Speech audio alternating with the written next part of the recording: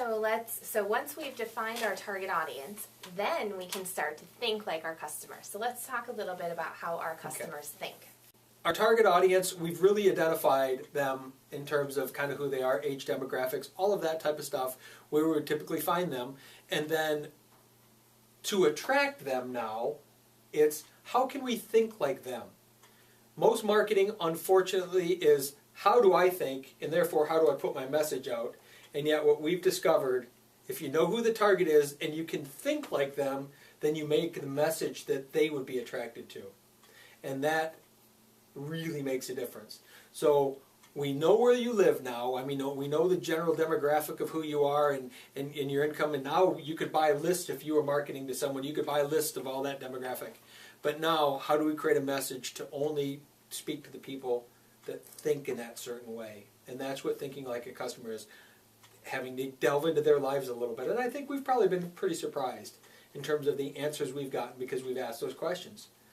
Why do you think this way? In order to think like your customer, you can actually ask some of your favorite customers how they think. How did they come across you? What are some of the thoughts they were having in making the decision to work with you? That becomes very helpful information.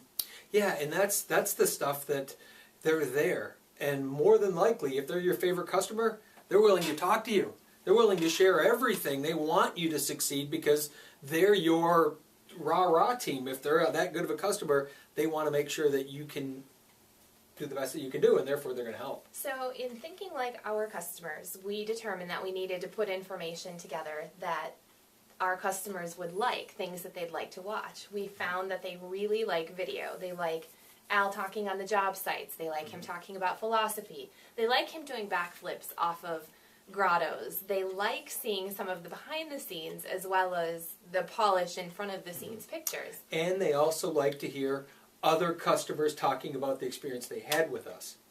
You know, oftentimes we want testimonials, and that's what people would say is build us this polished testimonial. I think what we found is they want the raw footage of what that other guy is saying. Not something that we spit and polished and made look a certain way, but rather all the ums and ahs and thises and that's of that person's personality coming out, just in their vernacular and how they talk, because it's easier to relate to that. So us using our client base as guinea pigs kind of is going, here, share what you think about us, and we're going to put it online. The customer looking likes that. It's easy to watch a polished commercial and know that we're being sold to. And I think the difference in what we put together is, like you said, it's people telling their own story in their own words. And it's not cut and polished to a point where you feel like it has become someone else's story. It's scripted really or staged. Story. It is their story. In their own words. So, and we relate to stories.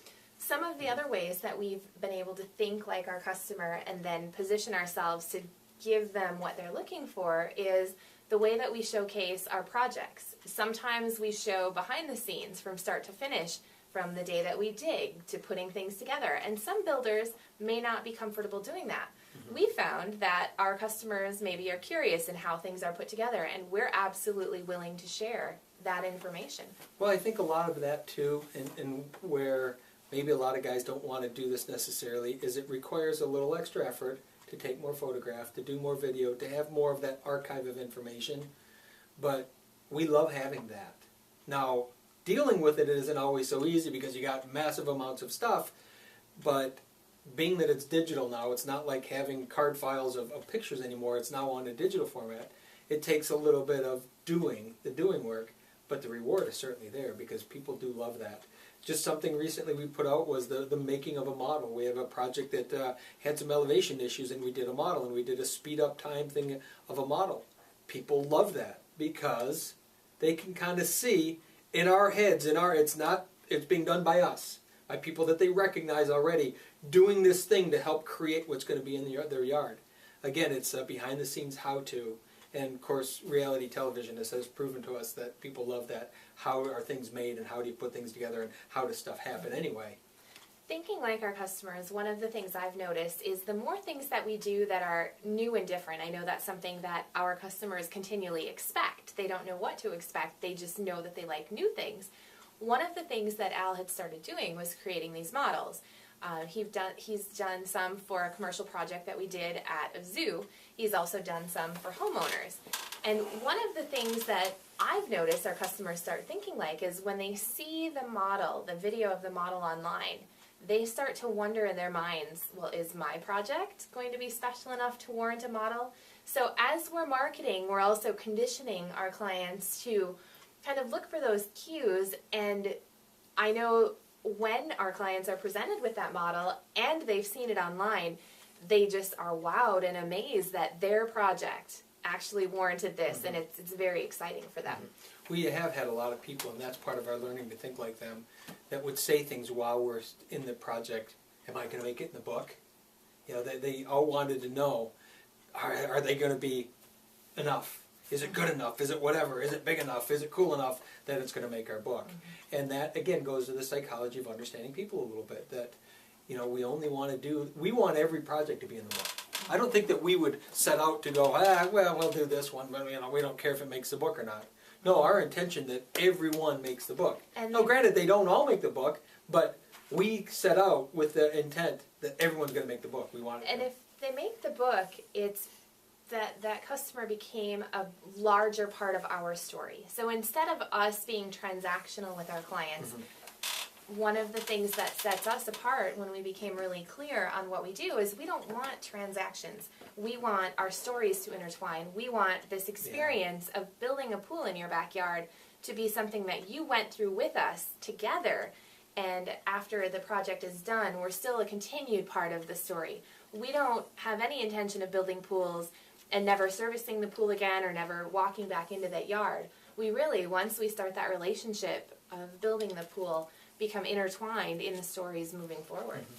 Well, and that's in part because we've defined what we want and how we do it. I think a lot of pool companies would struggle with those statements because once you have the machine moving and you need to build 100 pools a year just to maintain infrastructure of the company, that seems daunting. So understand every company doesn't have to be built that way. But to some extent, there should be some of that. Maybe not the connection, the deep connection that we find with people, but again, because we're so intimately involved with them for so long. But even on a lesser scale, it's finding a way to connect in a way that you want every project to make it in your book. And if you're doing 100, 200,000 pools a year, okay, they're not all going to make it in your book, and that's understandable. But if you go with that intent, it changes how you, instead of it just being another transaction, it changes to, how can this be special? And maybe you don't want it to really be special, but if you still frame it that way, I think it gives a better boost in the marketing, in the, you know, in that the project itself will be something grand or something better. So